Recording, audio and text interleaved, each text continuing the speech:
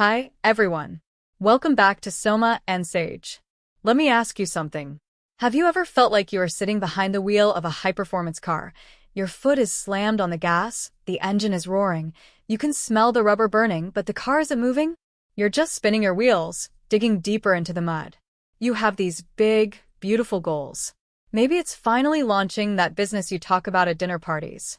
Maybe it's finishing a creative project, or just getting your daily routine in order. But every single day feels exactly like a repeat of the last one. You wake up knowing exactly what you should do, but physically, you just can't seem to make yourself take that first step.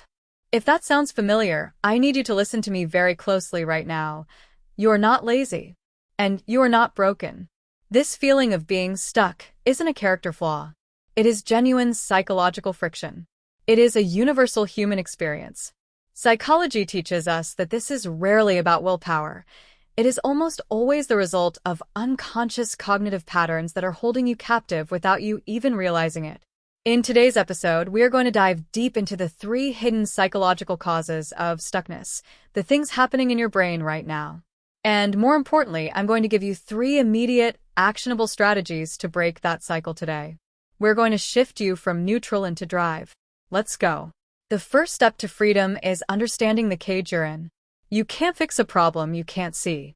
So, here are the 3 main psychological barriers that are keeping you frozen. The first culprit is what I call analysis paralysis, or the overthinker's trap. This is probably the most common one.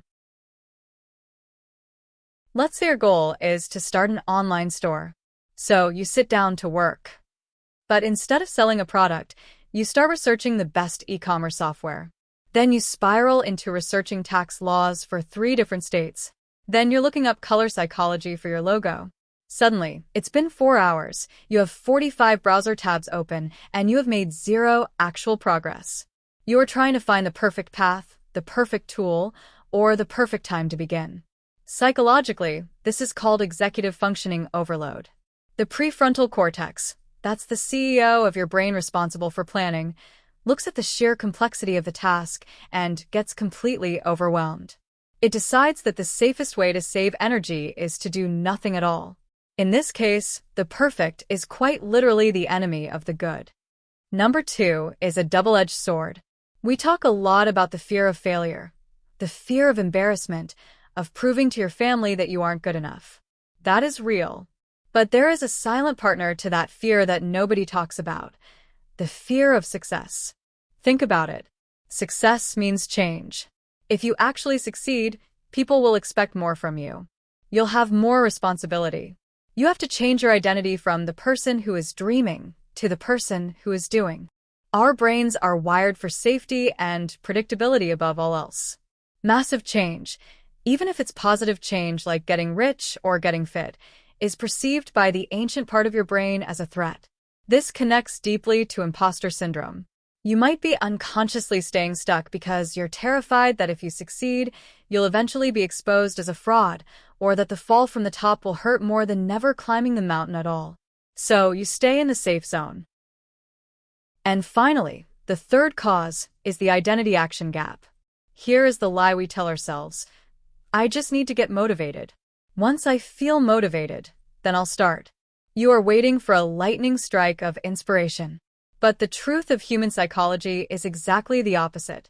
This is the core concept of behavioral activation. Motivation is not a prerequisite for action. Motivation is a result of action. Your current identity is the person who feels stuck.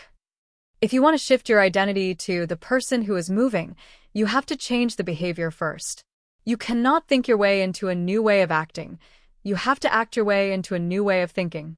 Okay, now that we know the enemy, let's look at the weapons. I'm going to share 3 strategies designed to bypass your brain's resistance and break that friction immediately. Strategy number 1. I want you to find the smallest unit of work, or the S.U.W. Stop trying to write the book. Stop trying to renovate the entire kitchen. Those tasks are too big for your brain to process without panic. The S.U.W. rule is simple. Identify the absolutely, laughably smallest action you can take. If your task is clean the garage, your S.U.W. is pick up that 1 Amazon box and put it in the recycling bin. If your task is write a business plan, your S.U.W is open a Google Doc and name the file. We are using a psychological principle called the Zeigarnik effect. This principle states that the human mind hates incompleteness. It remembers uncompleted tasks better than completed ones. By doing that one tiny, laughable task, you create a cognitive itch, an open loop. Your brain will naturally want to close that loop, and that momentum will carry you forward. Strategy number 2 is for when the work just feels too heavy. We call this time boxing, or the 15-minute rule. When a task feels huge, the perceived effort is painful. So, let's shrink the effort. Here is the deal. Commit to working on your dreaded task for just 15 minutes. Set a timer on your phone. Here is the crucial part. You have full permission to stop when the timer goes off. Even if you're in the middle of a sentence, you are allowed to walk away. This lowers the barrier to entry. Your brain says, okay, I can suffer for 15 minutes. I can do that. But here's the magic trick. Most people find that once they have focused for about 5 to 10 minutes, the anxiety vanishes, they enter a flow state, and they ignore the timer completely when it goes off.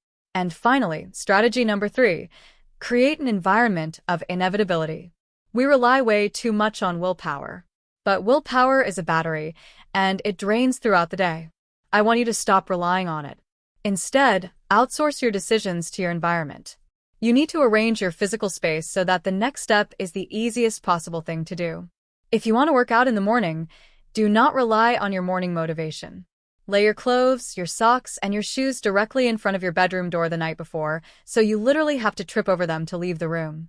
If you need to write, close all your tabs and leave your notebook open to the blank page before you go to sleep. This is cue-based habit formation. You are designing your life to be a slippery slope where falling into productivity is the only option. If you take just one thing away from this episode today, remember this. Stuckness is a lack of clarity, not a lack of drive. You have the drive to build your empire. You have the talent. You just need to apply the correct psychological tools to unlock it. So let's recap really quickly. Break your analysis paralysis with the smallest unit of work. Conquer your fear of effort with time boxing. And design your momentum using an environment of inevitability. You are not defined by the moments you stood still. You are defined by your willingness to take the next, tiny, imperfect step.